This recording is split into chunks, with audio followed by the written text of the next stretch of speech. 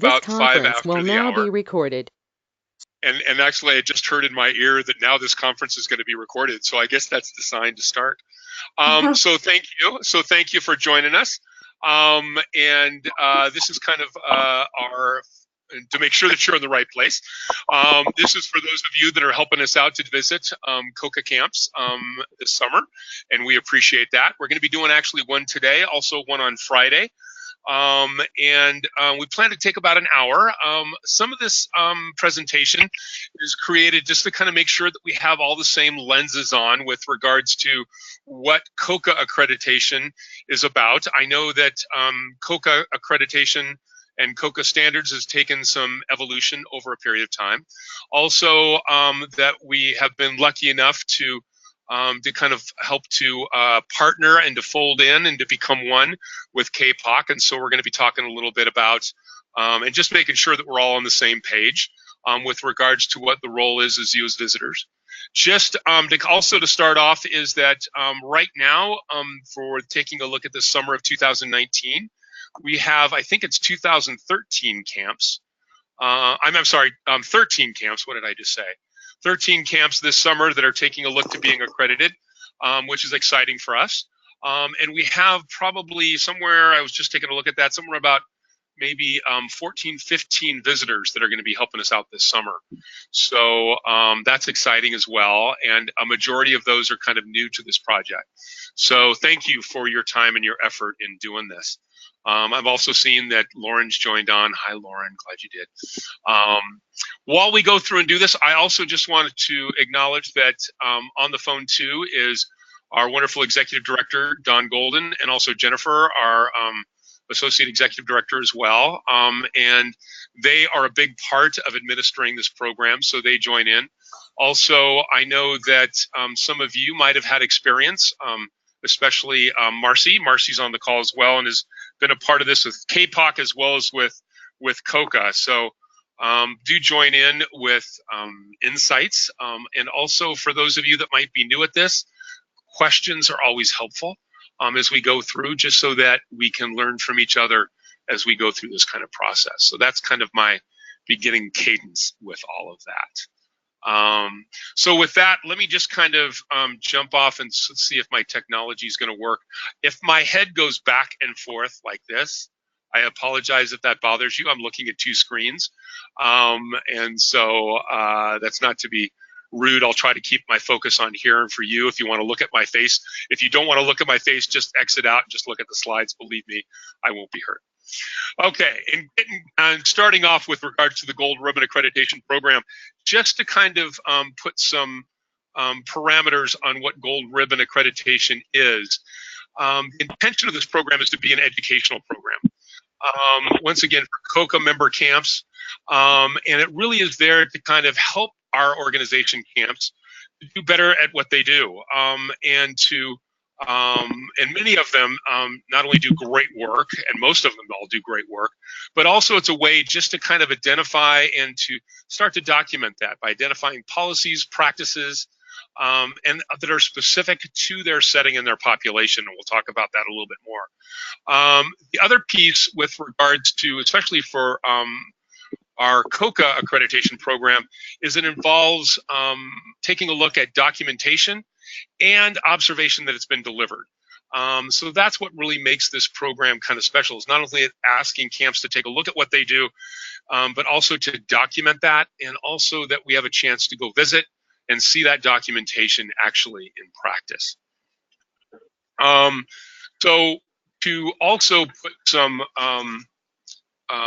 some clarification on what gold ribbon standards are, is they're really seen as foundational elements to a safe program. Lots of times words like best practices or those kind of things are put out.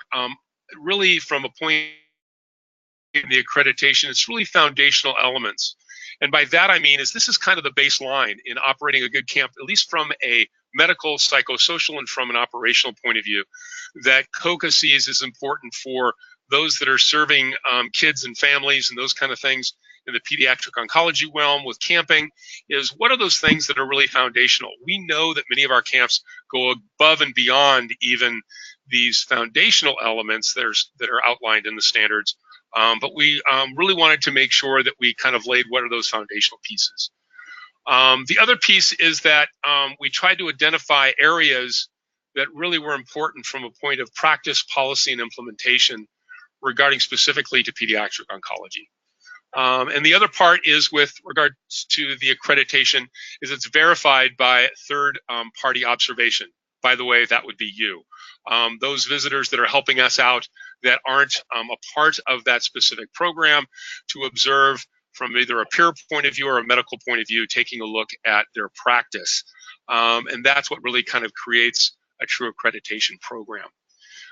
Also, just to make sure that this group knows is that as we go through this body of work, that the contents has to do with overnight camping and day camp programs.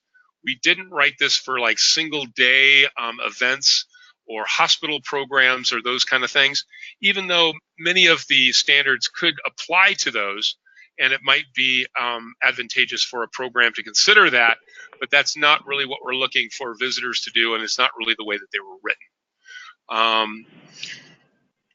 The other part is what I wanted to share is just what the accreditation standards are not. Is we design them really to make sure that they're not how-to documents. We will talk about, and there is a lot of supportive documents for camps, and we talked about that when we did orientation for camps of those camps going through the program, that there's a lot of documents that they could look at, that they could learn from, that they could maybe take a look at structure or how they're done or ask great questions in developing their own documents. But we really want to make sure that the documents for this program and for accreditation really come from that camp and are specific to that camp. The other piece is that accreditation standards are not a prescription for practice.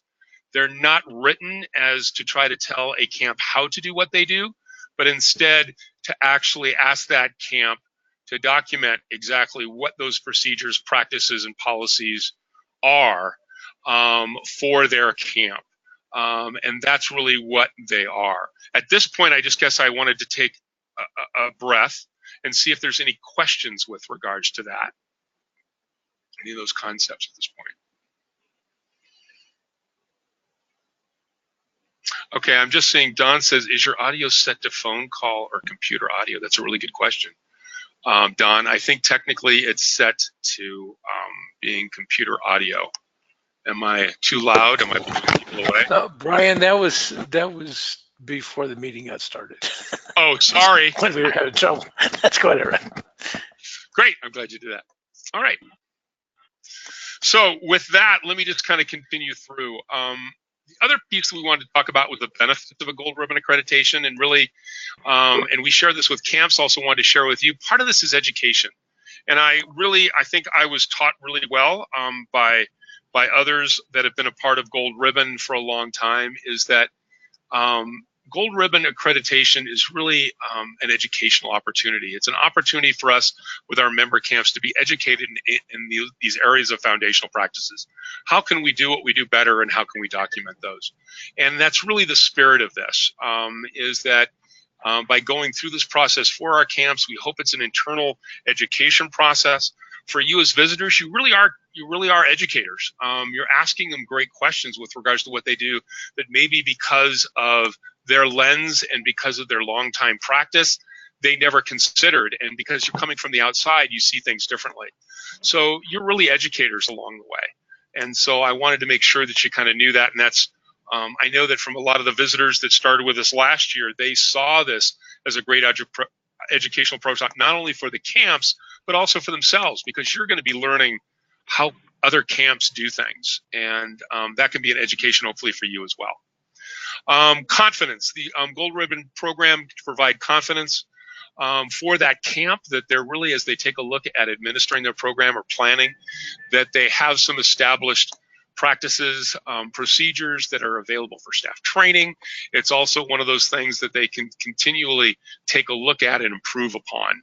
And we all know that as camp professionals or people involved in camping and involved with our programs, that every year we go back and we say, gosh, that was a great session. Look what we did well. Or maybe we had a hiccup. How could we do that better? And so this is also an organized way to provide that kind of confidence for programming and for their programs and for people that do go through the accreditation program. The last is also stature. We're hoping that accreditation will be something that our camps can use to be able to tell their parents, their donors, be able to tell members of their communities that they really do value safety. They do value with regards to following foundational practices in the area of medical and emotional safety for their campers. And that can be to their hospitals, to their clinics. It can once be to parents and donors. So just one of those things that we try to remind folks as we kind of go through what the value of the program and the benefit of the program is. To get folks up to date, I don't know with regards to everybody on this call, but we, as COCA, we have had a Gold Ribbon Self-Assessment Guideline program that actually started back in 1993. And that was similar to the accreditation, where we had certain standards that we asked people to consider and basically do a self-assessment and to attest in writing that they did those. As we took a look and moved forward, and I should say, thanks to the help of COCA maturing as an organization, and actually also to a funding source of being care camps, KOA care camps, is they really wanted to support the effort of good camping for these children and for their families. And so they provided some resources, and COCA undertook the process of developing a true accreditation program, which really took a look at revisiting some of these self-assessment guidelines and also taking a look at a third-party verification of that, documentation and verification. So that's really something that we launched in 2018. Many of our camps are still kind of underneath their self-assessment and will be until they come into their cycle for the accreditation program. This next one, just to share, is as we take a look at our growth and take a look at Gold Ribbon as COCA addressing all of our camps. I mean, over the next 4 or 5 years, we're taking a look at the possibility of 120, 130 or more camps being a part of this accreditation process. So in order to kind of meet that, as I said earlier, this year we're taking a look at 13 camps. I think next year we have on slate at least 25 camps to visit. So that's a lot of growth. And so we kind of created a tier system. I think this year we're looking pretty good to be able to actually do the Gold Ribbon Standard accreditation, which means that there will be a document review for those camps and a peer visit. And then it's a 5-year cycle and a sense of annual compliance with that. As we move forward, if we feel those growth, we will still do a Gold Ribbon Standard program where I have document review and be a 5-year. But if we're not able to visit all those camps, but we have that as kind of a safety net out there, just so that people know. Let's talk a little bit about your role as a visitor and also about timeline. So for the accreditation program. So what you're seeing right here is a sense of that timeline. So accreditation camp workshops, we've asked all camps that are going to be accredited to go through the workshop. There was one at the national conference. There was also a webinar in February, and we asked them to go through that and to review that to prepare for their process. So very similar to what you're doing. We're also going to be having a document support session for camps. That's actually happening, I think it's on the 20th, I believe, on the 20th of March, that camps can actually call in as they're building their documentation and ask for help and support. Also this month, we're going to be assigning visitors. We'll talk a little bit about that. I know that some visitors have already signed up for that. You've received an email. If you haven't, we'll make sure and get that to you with regards to where the 13 camps for this summer, when their camps are, and where you can help us out.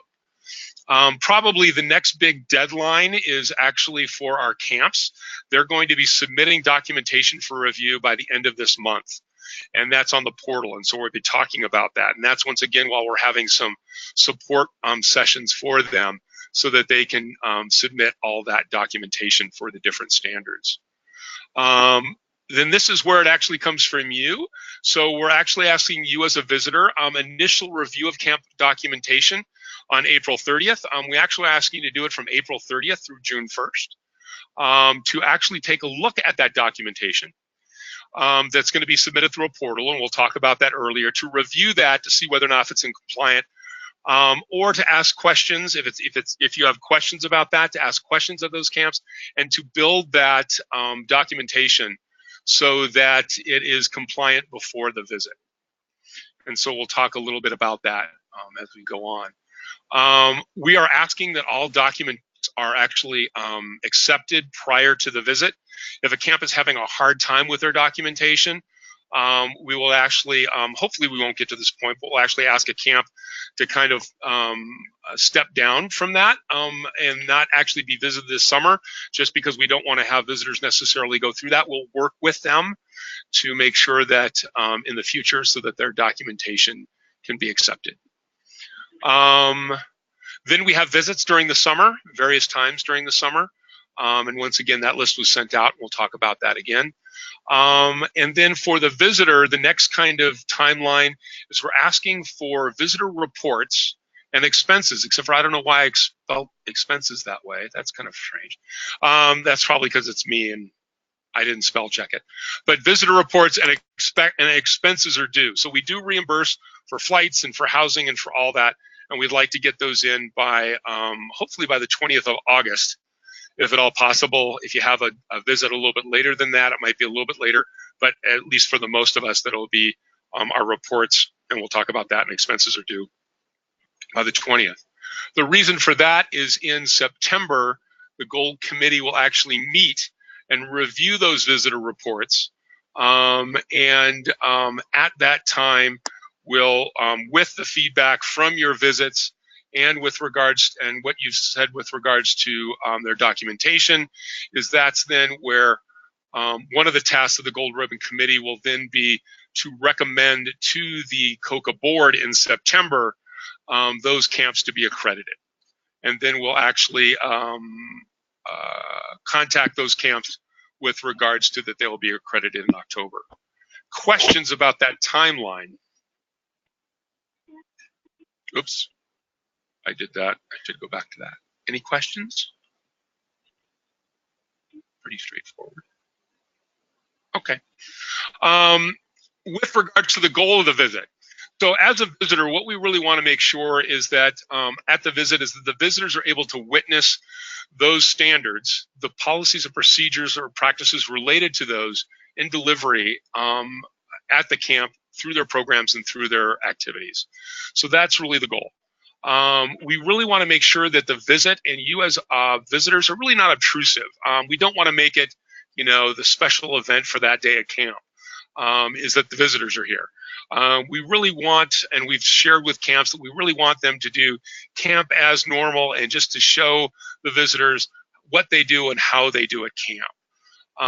And so the other part of that is that with regards to one of our goals of the camp is that it's a collaborative opportunity. It's a chance, once again, to not only for the camps to show off what they do, but also as you visitors is to make sure and to let them know the good things they do, and also questions about why they do and what they do. This is part of that education piece. And so that rapport with the camp folks is really, really important.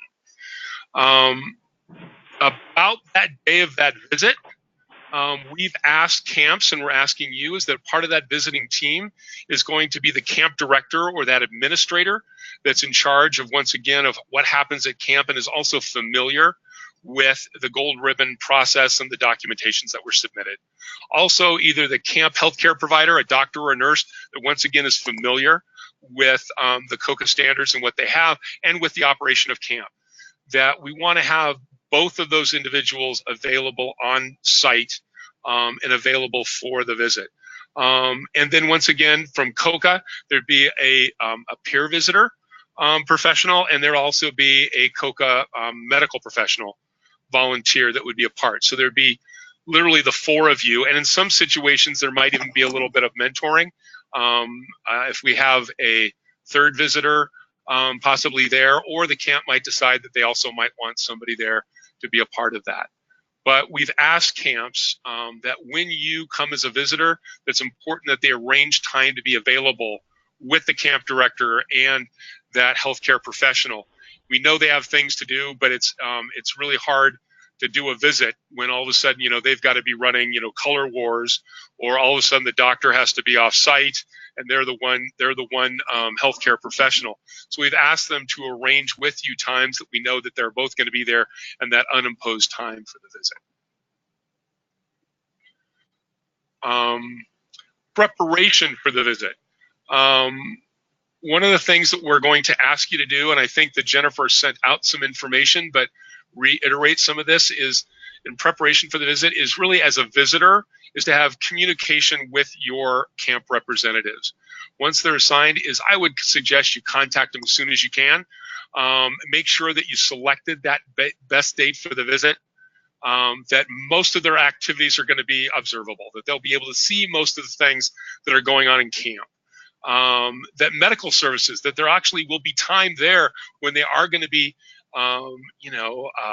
handing out medications, when there is, a med hut call, however that camp deals with medical services, that there will be personnel there and you can see it in action. And once again, that the camp director and healthcare professional are available. So that's something just to kind of, when you have conversations with your camp representative, is just to remind them and ask about. Also, we're going to ask you directly to kind of make arrangements for travel and for accommodations that while you're there, if you need to be overnight. So some of the information you might want to ask them is that closest airport if you're going to be flying in, if you come from a distance, or if you're driving, what's the best way to get there? But what's that closest airport to the camp facility? Sometimes that's interesting because a major airport may not be the closest. The closest airport may not be the most reasonable in cost. So have that conversation with them. Also, we've asked the camps to share with you if they can help provide rides from the airport facility to the camp. Also, we've learned, and if they can't, that's fine. You can rent a car. We can make that happen. Or if you're driving, we can work out with our camp staff what the best way is. But at least you're clear on when you can come in and when you need to come in. Also, if there's a place to stay, accommodations. Can you stay at the camp? For some camps, they might say, yeah, they have a building that's not, that's appropriate for visitors to be the adult visitors, not in a cabin, not shared, but once again, something that might be appropriate.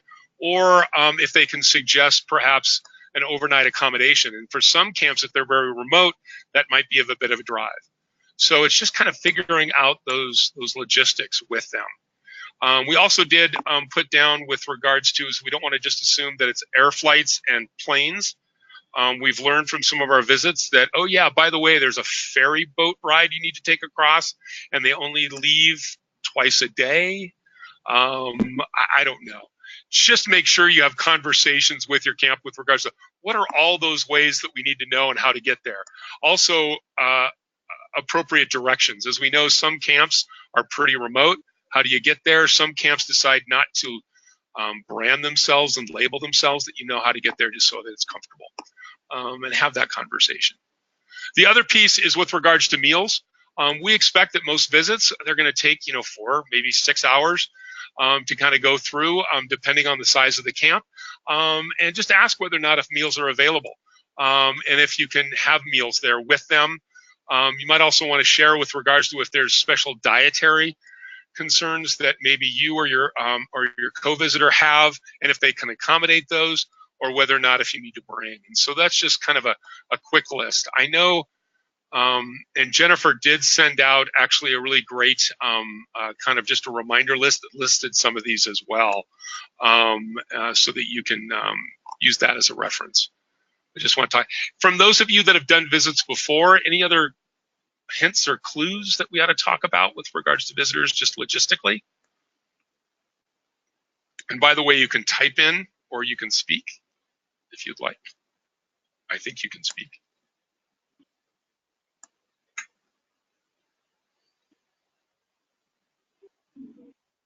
All right. Then I will try to get back on. All right, here we go. Okay. So let's talk a little bit about the overview on the day of the visit. What we're really taking a look at is that you'll have a chance to actually tour the camp programs and activities in action. As I always say to a camp, show us what you do. What do they do well? How are they organized? It's a chance for you to go around and to see, once again, with an idea of the standards in the back of your mind with regards to how they operate.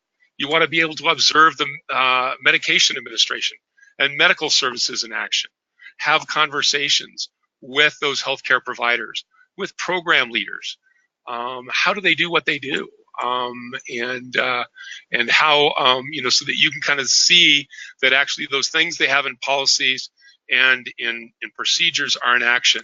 If they have a policy with regards to how they lock medications or how they secure medications or how they hand out medications, are those actually being followed? If they have, with regards to the policies that they have with their relationships with their staff and training of their staff, with regards to procedures or confidentiality, do counselors know that? Can they share that? These are some of the things that you're looking at as a visitor as you go through, and we'll talk about some specific examples a little bit later. But that's kind of the role as far as you go through, and we've shared this with the camps as well. The one thing with the reminder of visit, and this kind of has probably more to do with attitude, is understand that you're a visitor, not an inspector. One of the things that we've shared with the camps is that we're asking you there to go with the lens of the documentation that they provided with regards to their camp, and just to take a look and see with regards to how that's being practiced, and to make note of that. You're not an inspector. We have made sure that within this Gold Ribbon Accreditation program that visitors are not the ones that either accept or award accreditation or do not. That's actually done by the Gold Ribbon Committee. We definitely, as the committee, look for the visitors' evaluations, look for their input, look for their observations. And we'll talk about how to record those and how to share those with us there. But we don't want to put you under that uncomfortable thing of being an inspector, but more of a visitor. But we do ask you to take a look at it through the lens of the information that you know as you go through and do that. Professional conduct, once again, you're there kind of as a COCA representative. I think this goes without saying, but we just want to let you know that, is that you are representing COCA, and we appreciate that very much. But also as you present yourself and you present the information, if you're not sure about something, once again, even on the day of a visit, please do give Jennifer a call. We provide our numbers for you so that if there needs to be clarification or if there's even in preparing for a visit, that we can help support you. Confidentiality. This is also something that's really important. Oncology camps are a small community. And with that, we want to make sure that our COCA camps know that when you visit, that we all have things that happen at our camps that maybe aren't the most proud of, be that maybe a camper that needs extra support, or be it a staff member that needs a teachable moment, or those kind of things that happen at camp. We really want to make sure that you keep confidential and don't share outside of that visit, and that the things that you do share with regards to the visit have to do with regards to the actual standards that we're talking about.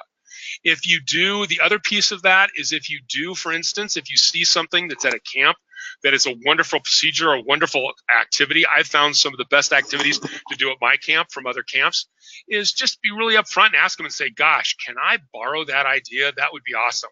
But I would ask you that you ask them, or if it's taking a picture of, the way that they hold all of their PFDs at the lake, ask if you can take a picture, if you can borrow that idea. Number one is that makes them feel good, and number two is we just want to make sure that they know that what they're doing is theirs, and that we're being appropriate with that. So just know that photos and videos and all those kinds of things is just ask for permission. But I find us as a camp community that we're more than willing to share what we do with others if it helps in the end for service of the children and these families that we serve. The other thing with regards to reminder for the visits is there might be situations where you have difficult conversations or you need to ask difficult conversations or difficult questions. If you see a practice that maybe isn't something that is written with regards to the way that they do in procedure, just understand, ask clarifying questions. It might be that it's an oversight. It's not the way that's done, and it is a correctable moment for them or for maybe one of their staff members. But once again, we're there just to ask those clarifying questions to make sure that are they really practicing what they say they do, and we understand there's hiccups along the way. But we also understand that sometimes people write down policies or that they suggest practices or document practices, and maybe that's not the way they're doing them. And it's great to bring that to light, but hopefully without judgment. But you can just ask that qualifying questions and make notes. Questions about that or examples about that might be helpful for this group.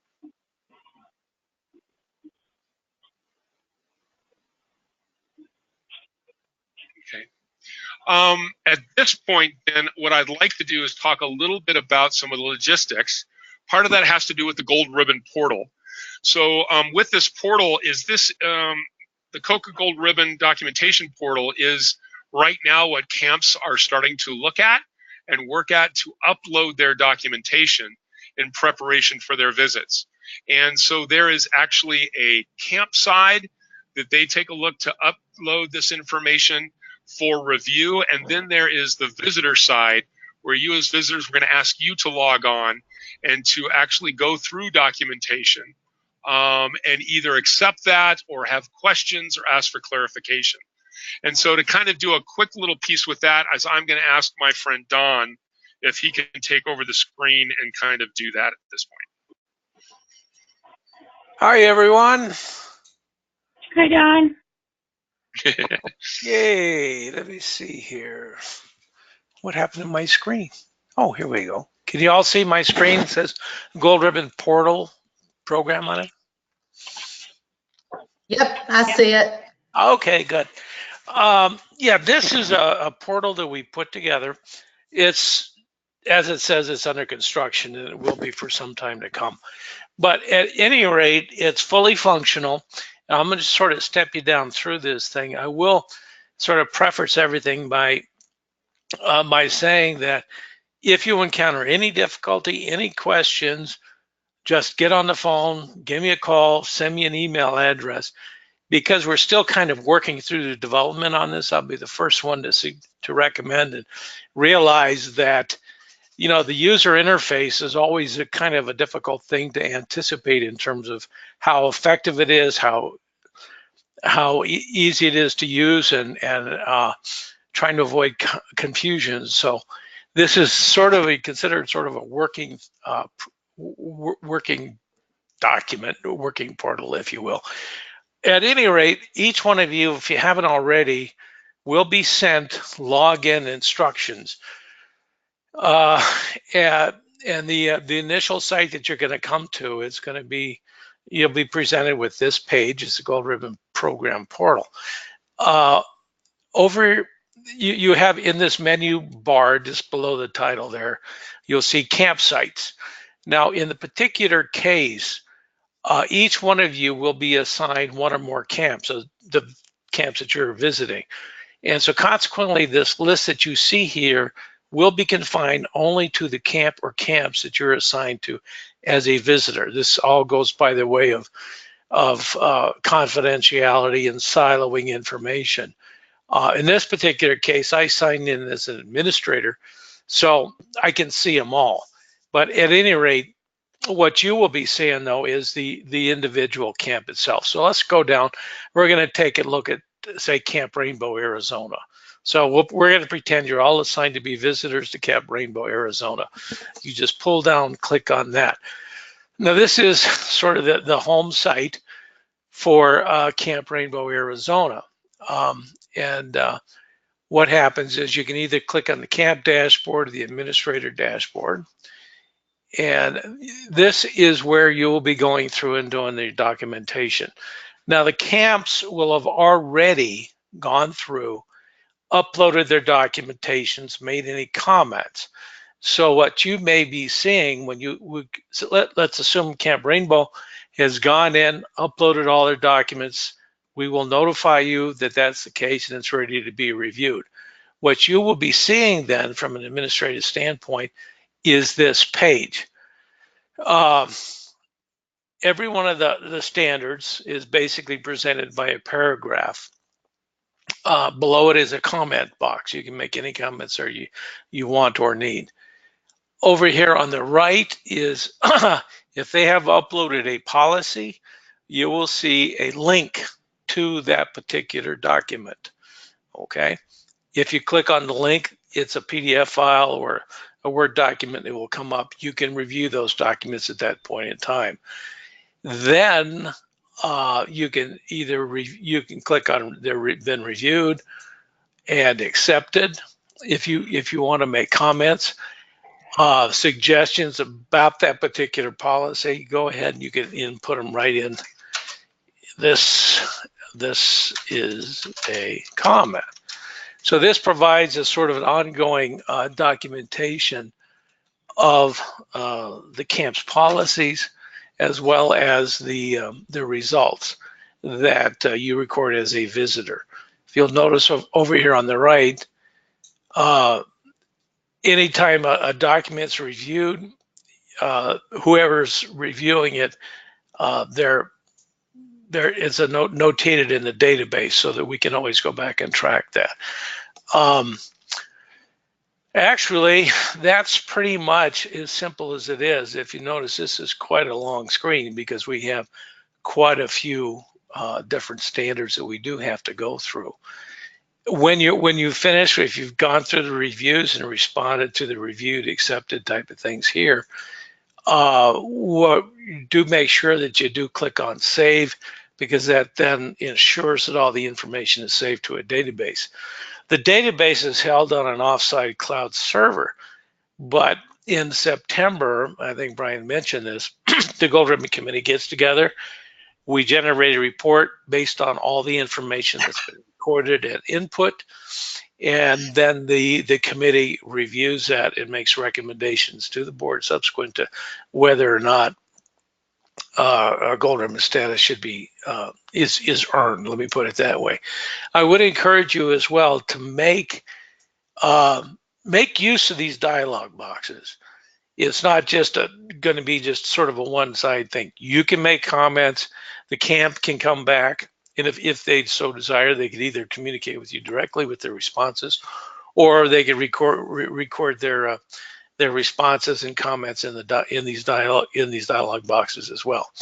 Now, we have offered the camps two different ways to do this in terms of uploading their documents. One way is for them to take their policies, procedures, and manuals, separate them out according to the standards themselves, and then upload an individual policy that relates to that particular standard. Some camps have come to us and said it would be easier for us to upload all of our documents and then make a note in the dialog box what page and what paragraph within that big uploaded document you can go to find out that particular portion that is relevant to the standard itself. We're still continuing to work on the interface to make that a little bit more seamless and understandable than it is right now. What we're dealing with now is probably a 1934 Ford Model T. Hopefully sometime in the future here, we'll be able to update it quite a bit more than that. And I think you will. We've got some really good ideas in place right now, which we can make this a lot more seamless, easier, and interactive for both the camps and the visitors. So does anybody have any questions? One comment, if I can, Don, is just to kind of share is that also as a visitor, I know that I've run across that, for instance, like a camp will upload documentation with regards to a certain standard, but maybe didn't address A, B, and they did A, C, and D in that standard, or 3 of the points, but not all 4.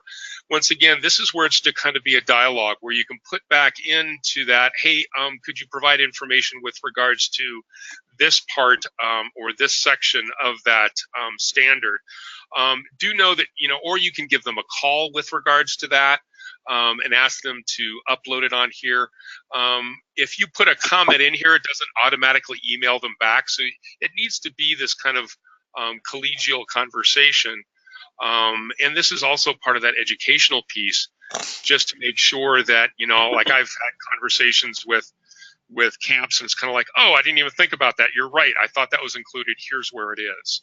So that's where the review of this documentation is important with regard to some of the detail of maybe specifically what we're asking.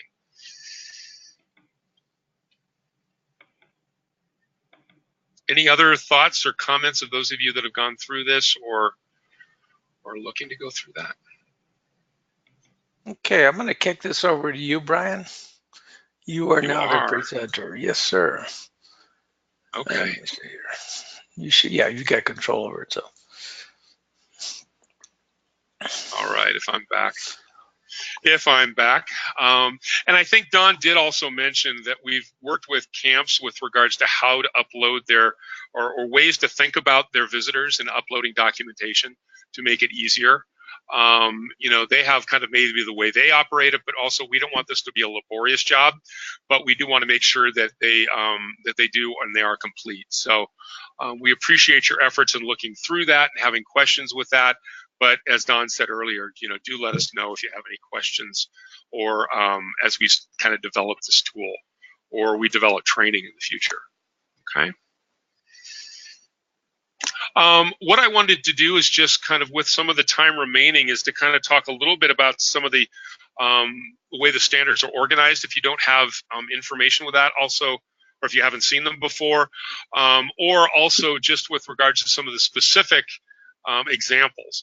So for the standards, if you haven't received those, you should. I would suggest, once again, and kind of taking a chance to kind of go through and look at that. We've tried to organize it. A couple things just to be aware of. There is a definition section within the standards. So if it talks about what a staff member is, if it talks about what a camp is, if it talks about what a program is, once again, what does that exactly mean? Refer back to those definitions. Also, right after that definition sheet is you will also find another, and I'm going to put this up on the screen, where there is, and I'm going to try to enlarge this a little bit, what we call a gold ribbon visit worksheet.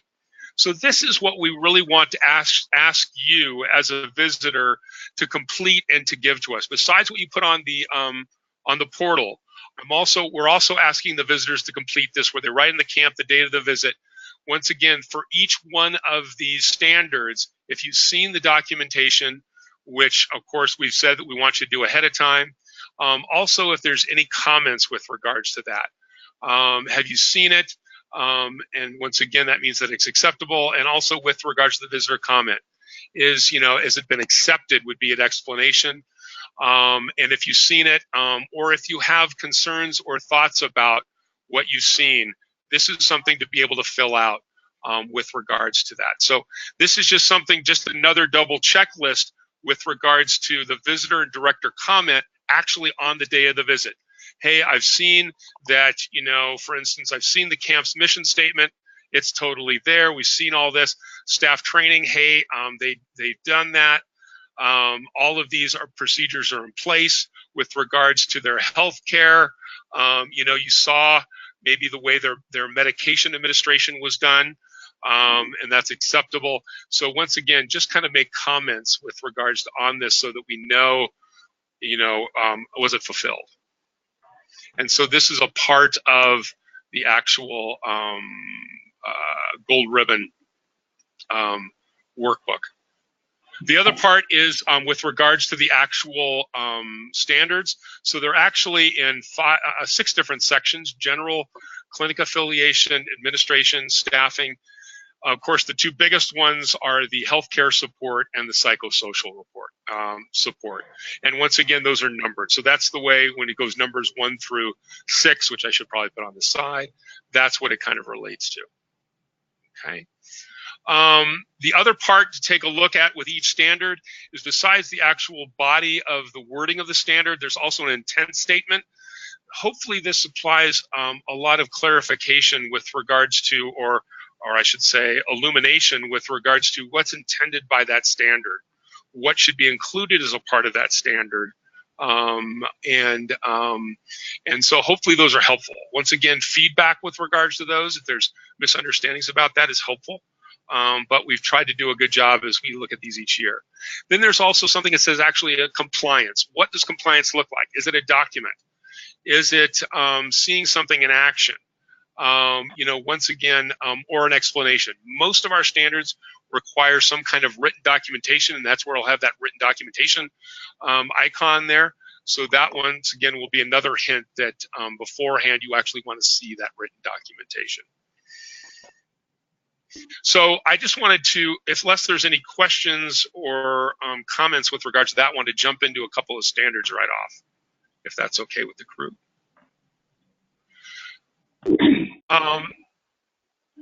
So this first one that I have up on the screen has to do with the first standard right out of the way, which talks about camp accreditation by a recognized camp association or meets the best practices established by governmental bodies. And so this is one, and it's actually separated into two different sections. One has to be with the COCA camp provided activities and services, and activities and services provided by others. So this is actually, oops, I'm sorry, I need to go back with that. So this is actually there to ask those camps with regards to the general work that they do in this camping realm. We just want to make sure that that they are either, as part one would say, they've been reviewed by an accredited by a recognized camp association. That could be the Ontario Camp Association. That could be the American Camping Association. If they have those for the things that they operate, that they control. And there will be some things that COCA camps control, and there's some things that maybe they have others do, that they rent a site or they get activities from another group. So with each one of these, it's asking for each one of those they do, programs or whatever they control, the COCA camp or those controlled by others, have they been accredited, or do they meet criteria set out by an accredited camp association or by their governmental body? To help out groups with this as well, within, oh, and I didn't have that, there is within the COCA standards is also a worksheet that we've provided with the camps that help them go through and say, so staffing, cabin staff, okay, as a COCA camp, we do that, but the facilities, the beds that we use, and the food service is done by the camp. So for each one of those, if the COCA camp is actually providing the staffing, has that COCA camp been accredited, or do they meet those standards? If the site is doing it, so are they accredited, or do they meet those standards? And that's what we're asking them to do as compliance for this standard. So this is one that sometimes can be confusing. Once again, if you have questions about it, let us know. But we just want to make sure that for the large body of program delivery, for the accommodations, for those parts of camp, we want to make sure that our camps are following. COCA decided not to take that on, but instead third party that out to an accredited body or a governmental body. So we're just asking you to take a look at that. And that can be supplied by, they provide you with proof of their accreditation or their governmental visit, or written standards that meet their accrediting camp standard. Another one that I wanted to take a look at has to do, and this is one that we get a lot of questions about, which is standard 5.2 that asks for written protocols. And I want to point out a couple of details in this on the standard. So it actually says that these protocols need to be available on site. That can be online, that can be physically there in front of them, but the standard asks that they're available on site. So this should be one of those things you ask for. Hey, let me see your written protocols here on site. The written protocol should be specific to that camp operation. This is where a lot of camps, and we've been working with them, like they say, well, we work with the hospital of Loma Linda, and we use Loma Linda's actual procedures. But that may not be specific to their campsite, because they're not at the hospital. They're actually at a campground outside of the hospital. So it needs to be specific to their camp operation. And by that, and you can see that also with regards to this, it has with a number of different topics, all the way from communicable disease, bloodborne pathogens, neutropenia, all the way down. So these are the specific things that we're looking for. Also, you'll notice within this, it also says that it's been annually approved by a pediatric oncology healthcare provider, someone that knows pediatric oncology. It doesn't have to be the doctor that's there at that day. It can be somebody that's on a committee, perhaps, or that oversees that. But it does need to be approved. Just to kind of drop into this a little bit more, we can take a look at the use of intent. So the intent on the standards, you can say, says dealing that these are the issues with regards to this standard are really seen as those incidents that are most likely to occur at their camp session. They may, at their camp setting, they may have more than that list, but at least includes those that are on the list. By the way, I should back up and say that we've had people that say, gosh, I don't administer IV chemotherapy at camp. That's great. That can be right there. That's their protocol, that they do not accept campers that require IV chemotherapy. But that should be written so that they know that, and all their healthcare providers and all those that are signing up campers know that. They may do oral chemotherapy. So what part of that do they do? They may not do transfusions, but what's their policy that if they do need to have somebody that has a transfusion, what do they do? So once again, it's just asking them to think through this and to document that with regards to how they handle these kinds of things. So once again, specific to their camp setting, also the camper, they should review these with regards to their specific location, also the scope of who they have doing healthcare on site. So what's the scope of practice for those healthcare providers? Can they do these? That might determine whether or not if they can actually do them at camp or not. Also takes into account what's the time and distance that they can get advanced medical support. So all of these are written in the intent to help them kind of develop this set of responses for this standard. Also, just to let this group know is that thanks to our volunteers with regards to On the Gold Ribbon, there's actually been a guideline or to help how to write their responses, or how to write protocols, or what they should consider in the writing of protocols to address this standard.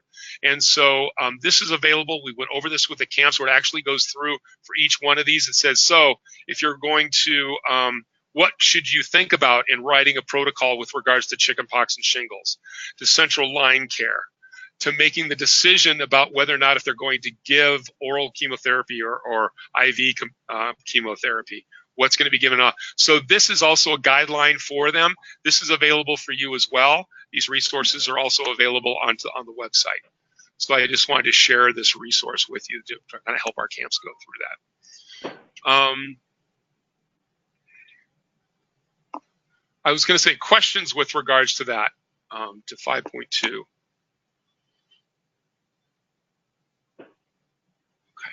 The other one, and taking a look at just as an example, as we kind of get on our times, and I want to be respectful for people's time, is does the camp have procedures regarding the collection, administration, and storage of camper and staff medications? So once again, I think we just have to be really clear with what that standard talks about. It's camper and staff medications, and it talks about collection, administration, and storage. So the intent specifically says when and how and by whom are medications collected. That should be illustrated within their procedure. It also asks, how are medications secured from being mistaken? So for many, that can be locked in the health hut, in the med shed, in a cabinet. That could be great if they're in camp. If they do out trips, how are those secured? And that could be for youth camp. Also, if they do family camps, if families are there, how are families, some of our camps have families, actually parents, deliver medications for their campers, but how are those secured so that they're not mistaken and they're always under control of an adult? What's the procedure for that camp? How do they do that? Do they supply lock boxes? Do they go up to the health hut in order to deliver those? How do they do that? Once again, we're talking about medication security here, and that's a part of this of the standard. The other piece is how the camp handles adult medications, parents and staff, and that's written as well within their procedure. So once again, the idea in trying to share is we've gone through the intent just to help give you as a visitor and to give that camp as a camp to understand maybe what they should be thinking about, and for you to take a look at the different levels that maybe need to be involved just in this one standard. Okay, so that's kind of what I have here. I just wanted to kind of say a couple of what next. Number one, take a deep breath. You're all on mute, so I can't hear you, but I'm going to take it. You did that. We ask you at this point, once again, to kind of become familiar with the standards and that document and the documentation in regards to that. Take a look at that. Also, with regards to next steps, is you should have received some information from Jennifer. If not, you'll receive it again with regards to seeking out your availability for certain visits. We have 13. I think we have all 13 now, with regards to their available dates and when we might be able to assign you to do that. So communicating with our office and Jennifer with regards to that. Know that right now our camps are working on their document and they're uploading of those documents. The next real piece is taking a look at April 1, is you can start that process. You should be able to start that process because we're asking them all to do that by March 30th, is to be able to review on April 1st. To jump in there, to take some time. You don't have to do it all at once. You can kind of split that off, figure out who your co-visitor is. You may want to split those up, but have that kind of conversation. We are going to offer an opportunity, kind of a webinar kind of town hall on May 15th. I don't know why there's a 1 there, I apologize. But on May 15th, a visitor help webinar. So if you want to, you can log on May 15th. If you have questions with regards to what a specific camp has shared or the meaning of a certain standard, please, that's an opportunity to ask that. It will all be under the cone of confidentiality and silence, but we want to help support you. That's one area to do that. I will also say that you can give Jennifer a call. You can give me a call as well, and we can walk through and do that. The other piece is to connect with your co-visitor in your camp. Start as soon as you can with regards to those dates, travel arrangements, accommodations, all those kind of things. Getting those all set is probably one of the most logistical parts of it, and then it's that document review. So that's kind of the real quick checklist. Questions about that or any of this at this point? Because I know that I'm 3 minutes tardy. Dang it, but we started 5 minutes late. So I'm gonna take that as a wash.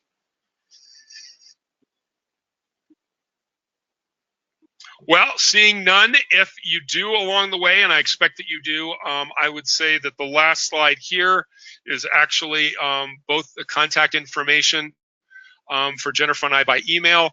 Jennifer, I didn't, but I will actually include this and send it back to you again with my cell number, so you can actually give me a call if you need to as well.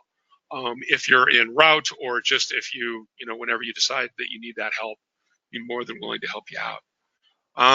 Lastly, I just appreciate your effort in helping us to serve our camps and helping better camping for, we all know why we're here. It's to create better camping for these wonderful kids and for their families. So thank you for this time. Thank you for what you're about to do, and know that we have support along the way, and I hope you found this helpful. And with that, I'm going to wave goodbye, because this is that awkward when everybody's on mute, and say goodbye, everybody. Thank you. Stay warm. Thanks, Brian. Great Thank job. you, Brian. Thanks, Brian. Thanks, gang. Thanks, bye. Thank you.